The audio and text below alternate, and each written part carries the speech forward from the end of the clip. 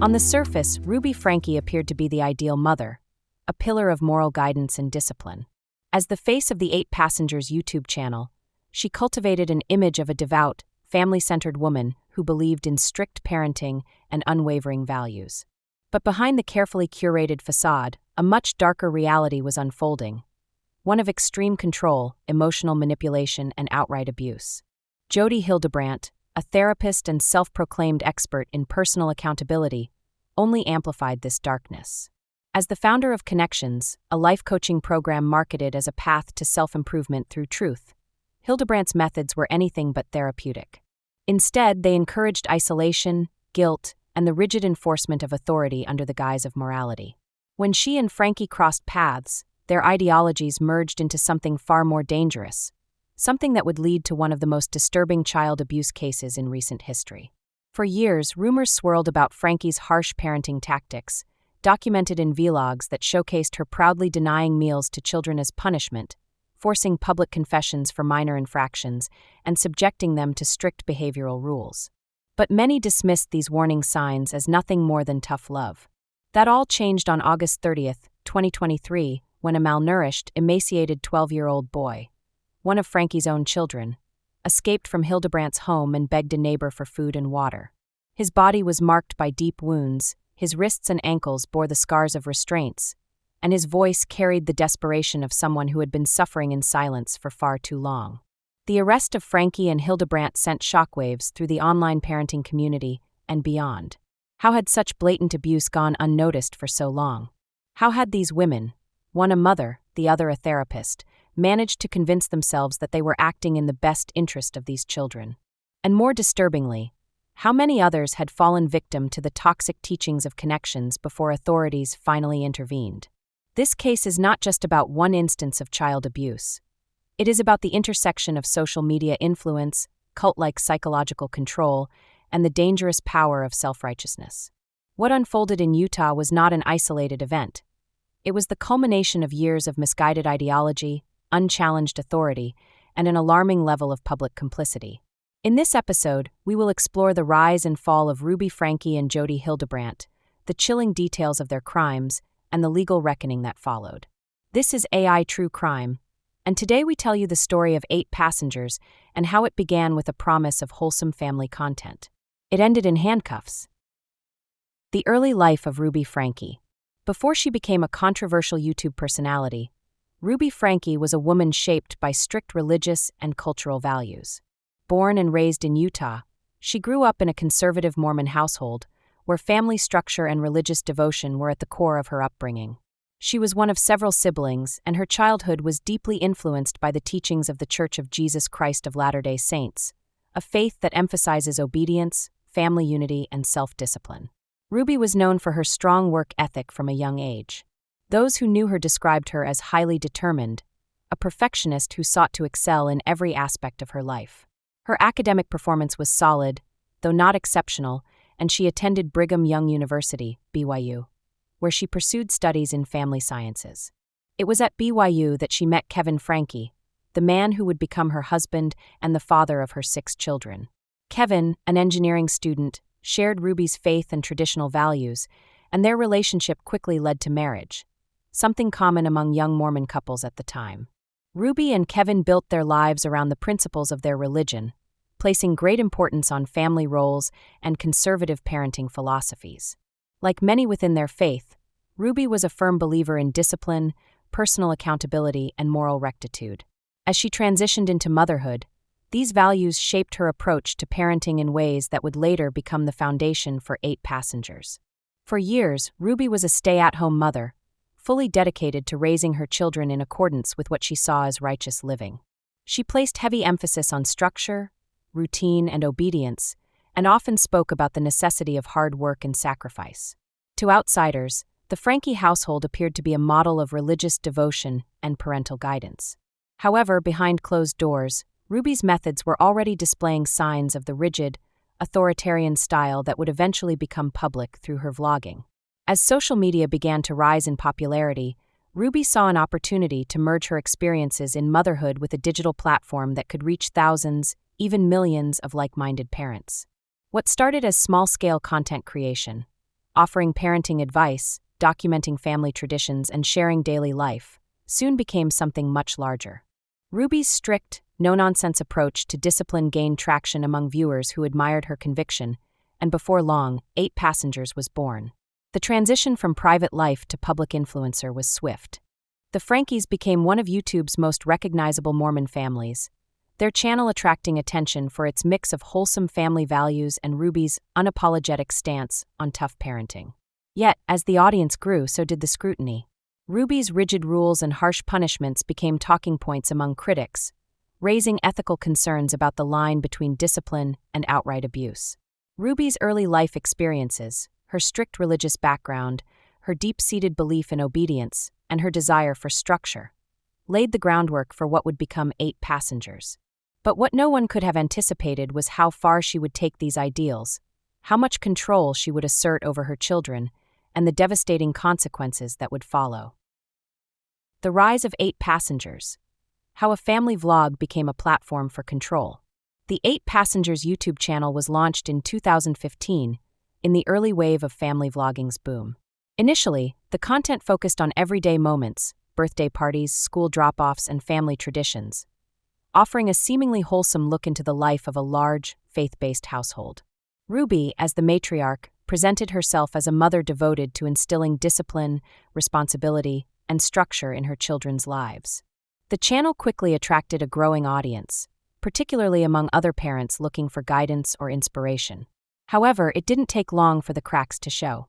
The first real controversy came when Ruby recorded herself denying lunch to her 6-year-old daughter, Eve, because she had forgotten to pack it herself. Instead of showing sympathy or helping her child problem solve, Ruby framed it as a lesson in personal responsibility, declaring that it was not her job to rescue her children from their mistakes.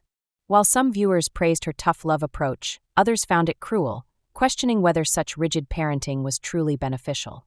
Over time, Ruby's disciplinary measures became a staple of the channel. She frequently spoke about withholding food as a consequence for disobedience, removing beds from her children's rooms as a punishment, and enforcing long stretches of isolation as a means of teaching accountability. One of the most infamous moments came when her teenage son Chad was forced to sleep on a beanbag for 7 months as a punishment for pranking his younger brother. Many questioned whether this went beyond strict parenting and entered the realm of emotional abuse. Despite, or perhaps because of, the increasing scrutiny, 8 Passengers continued to gain traction. Supporters admired Ruby's unapologetic stance on discipline, while critics tuned in out of shock and outrage. The controversy fueled engagement, keeping the channel highly visible within YouTube's algorithm. Ruby's parenting philosophy became more extreme over time, shifting from standard discipline to an almost militant enforcement of obedience. She began emphasizing complete submission to parental authority, warning that rebellion or questioning rules was a sign of moral weakness. Her belief in total parental control resonated with Jodi Hildebrandt, whose conXions program was built on similar principles. As Ruby became more involved with conXions, her parenting tactics became even more alarming. She distanced herself from friends and family who disagreed with her methods, including her own husband. She began prioritizing Hildebrandt's teachings over traditional parenting advice, further isolating her children from outside influences. What began as a family vlog had transformed into something much darker, a vehicle for control, indoctrination, and eventually criminal abuse. Jodi Hildebrandt and conXions, a dangerous partnership begins. Jodi Hildebrandt was, by all outward appearances, a respected mental health professional in Utah. However, her history with both the psychiatric community and the Church of Jesus Christ of Latter-day Saints is one riddled with controversy, professional complaints, and disturbing patterns of control over her clients.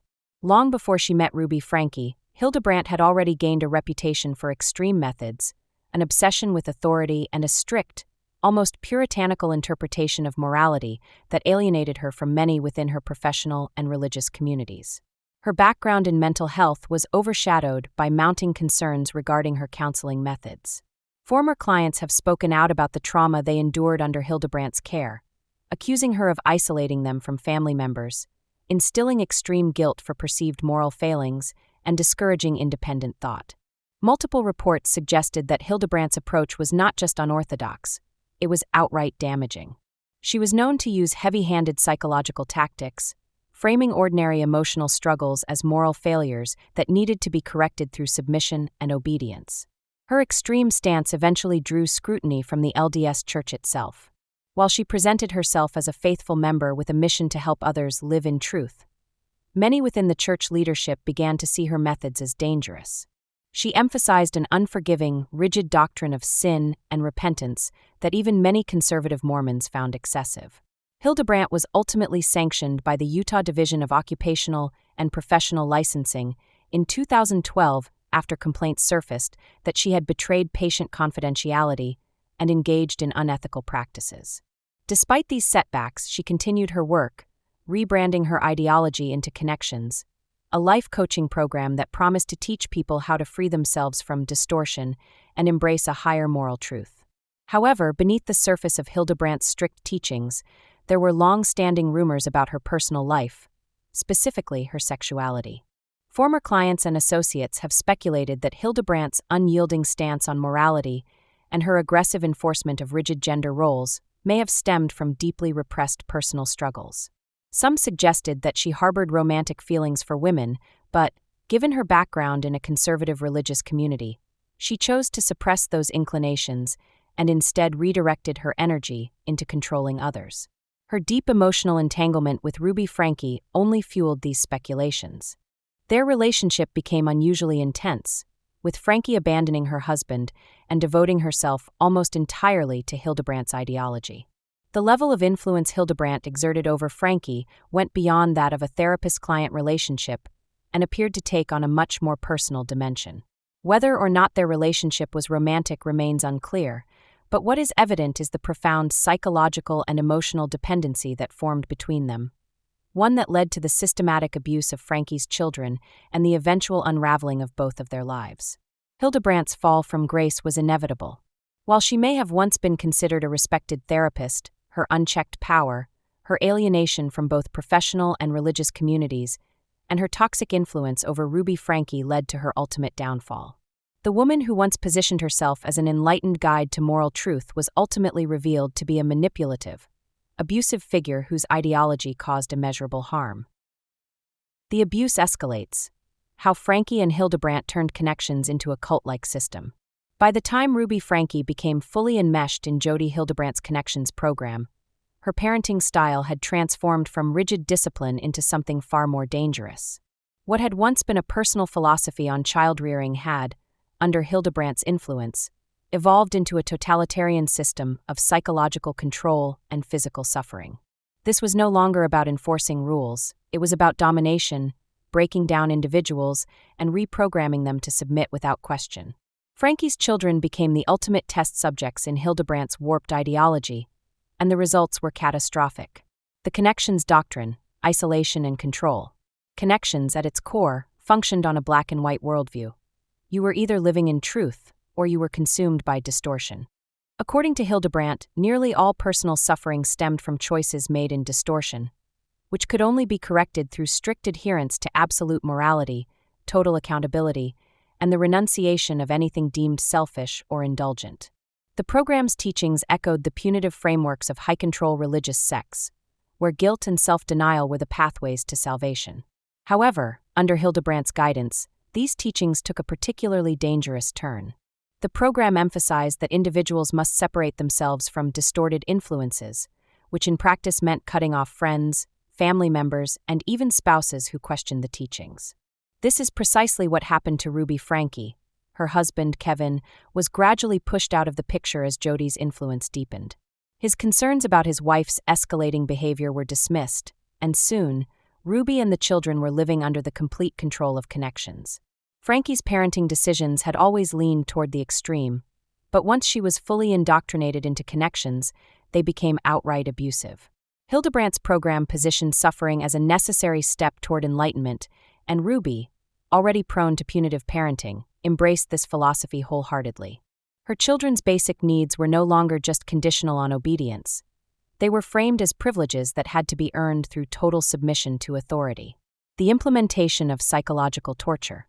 The abuse was insidious because it was structured as a learning process. Every form of deprivation was framed as a consequence of the child's own failures. Hunger was not starvation, it was an opportunity to learn self-discipline. Sleep deprivation was not punishment, it was a reminder that comfort is not a right. Isolation was not neglect, it was a period of self-reflection. Every hardship endured was positioned as a step toward enlightenment, a way of proving one's worthiness. One of the most horrifying aspects of the abuse was the prolonged deprivation of food. Ruby, following conXions doctrine, implemented brutal fasting regimens for her children, withholding meals for extended periods under the guise of discipline. If a child disobeyed, they were denied nourishment, not for a single meal but for days at a time. This method of control, while shocking to outsiders, was something Ruby openly justified in her vlogs. Viewers had witnessed her speak about the importance of natural consequences and had seen glimpses of her children going without food, but few realized just how far it had escalated behind closed doors. Another key aspect of their system was the use of extreme isolation as punishment. The conXions philosophy taught that individuals must remove themselves from corrupting influences to truly grow. This idea was taken to an abusive extreme within the Franke household. Children who were deemed to be in distortion were confined to rooms for days, sometimes weeks, with little to no interaction. They were cut off from their siblings, denied socialization, and given minimal resources to occupy their time. The isolation was designed to break them down mentally and emotionally, forcing them into complete submission. Perhaps the most disturbing tactic was the use of physical restraints. It was later revealed that some of Ruby's children were bound with duct tape or rope as a form of discipline. This was not a spontaneous act of violence. It was a deliberate practice rooted in the conXions' belief that individuals needed to be physically prevented from acting on their distorted impulses. When one of Franke's sons escaped and was found with deep wounds on his wrists and ankles, it became clear just how extreme the abuse had become. The role of shame and confession. Another disturbing element of the conXions system was the forced confessions. Hildebrandt believed that individuals could only be purified if they openly admitted to their sins. For children in the Franke household, this meant being coerced into confessing misdeeds, sometimes real, sometimes entirely fabricated, in front of the family. These confessions were often recorded, reinforcing the idea that there was no such thing as privacy or personal dignity. In one of the most controversial moments captured in a 8-passengers video, Ruby forced her son Chad to publicly confess his wrongdoing, humiliating him in front of thousands of viewers. Over time, this practice escalated into something even more extreme. Children were made to apologize for their emotions, their hunger, their fears. Any resistance to the program was met with accusations that they were succumbing to distortion. If a child cried, it was because they were weak. If they questioned authority, they were engaging in deception. If they displayed independent thought, they were betraying their family and their faith. The escalation toward criminality. As the abuse worsened, it became increasingly clear that this was no longer just a matter of bad parenting. It was a system of indoctrination designed to strip children of their autonomy and break their spirits. However, it was only when one of the children escaped that the true horror of what had been happening inside the Franke Hildebrandt compound came to light. On August 30, 2023, a 12-year-old boy, emaciated, wounded, and desperate, managed to escape from Hildebrandt's home and run to a neighbor's house. His body bore the marks of prolonged abuse, deep wounds from restraints, evidence of chronic malnourishment, and a psychological state that suggested months, if not years, of torment. He pleaded for food and water, and it was immediately clear to the neighbor that something was gravely wrong. The police were called, and when they arrived at Hildebrandt's residence, they found another malnourished child inside. The conditions of the home were shocking. Investigators uncovered evidence of confinement, restraint devices, and an environment designed for control rather than care. It was not just neglect, it was systemic abuse, orchestrated under the guise of righteousness. The arrests of Ruby Franke and Jody Hildebrandt marked the moment when their empire of control came crumbling down. What had once been presented as a parenting philosophy had been exposed as a cult-like system of abuse. Hildebrandt's influence had pushed Ruby beyond even the extremes she had once imposed, turning her into an agent of suffering for her own children. In the end, the ideology they preached, the doctrine of truth and accountability, was the very thing that led to their undoing. The justice system was about to hold them accountable in ways they had never anticipated. The trial and the collapse of conXions. How the justice system took down Franke and Hildebrandt. The arrest of Ruby Franke and Jodi Hildebrandt in late August 2023 set in motion one of the most closely watched legal battles of the year. The shocking details of their alleged crimes had already made headlines worldwide, and the trial was poised to expose not only the depths of their abuse, but also the failure of institutions and online communities that had allowed their cruelty to persist for so long. The charges and initial court proceedings. Almost immediately after their arrests, Franke and Hildebrandt were charged with multiple counts of aggravated child abuse. The severity of the charges stemmed from the extreme nature of their actions. Malnourishment, physical restraints, and psychological torment were all laid out in harrowing detail in court documents. Prosecutors framed the case not just as an instance of child neglect, but as an orchestrated system of abuse with ideological roots in Hildebrandt's conXions doctrine. As the case moved through the early stages of prosecution, Franke and Hildebrandt were both denied bail due to the extreme nature of their crimes and the potential risk they posed to others, particularly Franke's surviving children. The courtroom was packed during these early hearings, with media outlets from around the country documenting every moment. In the days following their arrests, more victims and former clients of Hildebrandt came forward with their own allegations of psychological and emotional abuse, bolstering the prosecution's case that conXions was a predatory, cult-like organization. Opening arguments: a case of control and ideological extremism. The trial officially began in early 2024, and from the outset, prosecutors painted a devastating picture of how Franke and Hildebrandt had used their positions of power to systematically destroy the autonomy and well-being of their victims. The prosecution's lead attorney opened with a statement that gripped the courtroom. What you will see in this trial is not simply bad parenting or misguided discipline. You will see a system of abuse carefully designed to break the will of children, to strip them of their sense of self, and to make them utterly dependent on the control of these two women. The evidence will show starvation, restraint, psychological torture, and a deliberate attempt to isolate these children from any hope of rescue. The defense, by contrast, tried to paint a different picture. Ruby Franke's attorney argued that she had been manipulated by Hildebrandt, portraying her as a woman who had lost control of her own judgment under the influence of an authoritarian mentor. Meanwhile, Hildebrandt's legal team attempted to justify their actions by leaning on religious rhetoric and claiming that their methods were extreme but not illegal. However, the jury and spectators were soon presented with overwhelming evidence that suggested otherwise. The evidence: video footage, testimonies, and medical reports. One of the most damning pieces of evidence was the video footage recovered from Hildebrandt's home, including surveillance camera recordings that showed Ruby's children being subjected to prolonged isolation.